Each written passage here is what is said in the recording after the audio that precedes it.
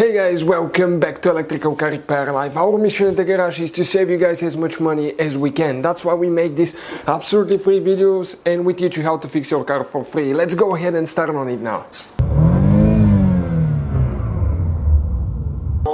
In today's video guys, let me show you what we'll be working on today.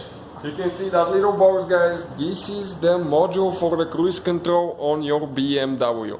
Okay, you can see that little bitty box that controls your cruise control. So if your cruise control doesn't work, the fuse is good, the switch is good, you might have a problem here. And in today's video guys, we'll show you where to locate that box, where to expect to find it, and how to get to it. The whole video actually, the whole detailed replacement video will be listed on our second channel, World Mechanics. So if you need a whole tutorial, it will be there. But I just wanted to make one short video to show you the location, because some of you don't need to see the whole procedure, just need to see where it's located.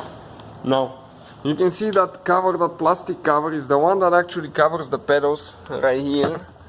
And underneath it, okay, like right behind that wall here, you're going to have, this is the CAS module for the immobilizer. And this on the back side of it, okay, like that, will be the cruise control module. But in order to remove the cruise control module, you will have to remove the CAS module. I know sometimes you might be able to get to the bolt, but in most cases, most people cannot get to the bolt, so you have to go ahead and remove it so you can get to it. The whole video guys again will be on the channel. It has only one connector for the cruise control module, and it's this one right here. This is the bracket, okay, that metal bracket, and it's on this side of it. The CAS module goes on this side between the black foam piece and this cover.